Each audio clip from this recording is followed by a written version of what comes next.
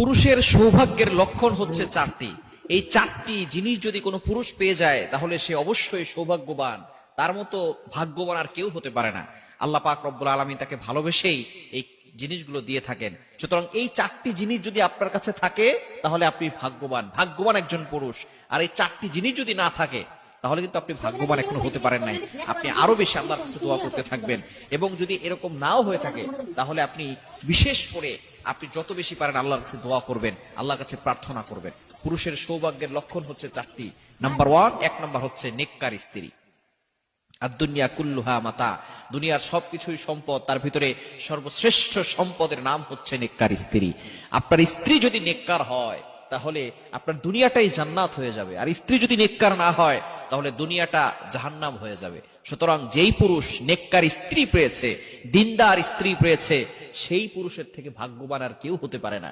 নবীজি সাল্লাল্লাহু আলাইহি সাল্লাম এই জন্যই বিয়ের সময় অবশ্যই বিষয়টি খেয়াল করতে বলেছেন যে মেয়েটা দিনদার কিনা, তার ভিতরে রিলিজিয়ন আছে কিনা, ধার্মিকতা আছে কিনা। আমরা অনেক সময় বাহিরের আউট বিউটি দেখে বিয়ে করি, সৌন্দর্য দেখেই পাগল পারা হয়ে যায়। এই সৌন্দর্য বেশি সময় থাকে না। 1 বছর 2 বছর পরে যখন সন্তান 3টা 4টা হয় তখন আস্তে আস্তে সৌন্দর্য নষ্ট হয়ে যায়। কিন্তু ভিতরের ব্যবহার এটা আমরা দেখে বিয়ে করি না।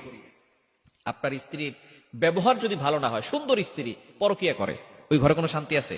সুন্দর স্ত্রী ছেলেদের সাথে কথা বলে বেলায়, সুন্দর স্ত্রী স্বামীর সাথে ভালো ব্যবহার করে না, এই স্ত্রী দিয়ে স্বামী কি করবে বলেন?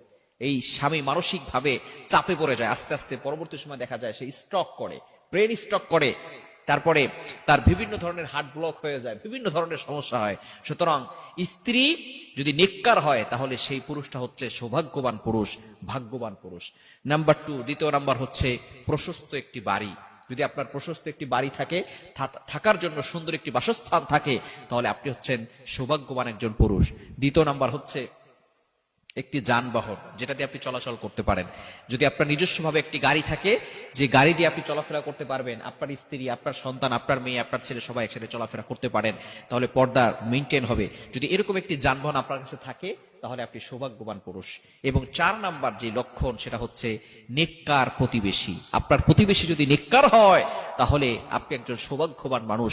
প্রতিবেশী যদি নেককার না হয় তাহলে কিন্তু অবশ্যই আপনি কঠিন বিপদে পড়ে যাবেন। কেননা প্রতিবেশী নেককার হলে আপনাকে সে নামাজের জন্য ডাকবে, সে আপনার ভালো চাইবে। নেককার মানুষরা সবসময় মানুষের ভালো চায়। নেককার মানুষরা কখনো কারো খারাপ চায় না। সৎ মানুষ যারা, সত্যবাদী যারা, তারা সবসময় মানুষের সাথে ভালো ব্যবহার করে, মানুষের সবসময় ভালো চায়। কিন্তু যারা সৎ না, অসৎ মানুষ, যারা নেককার নয়,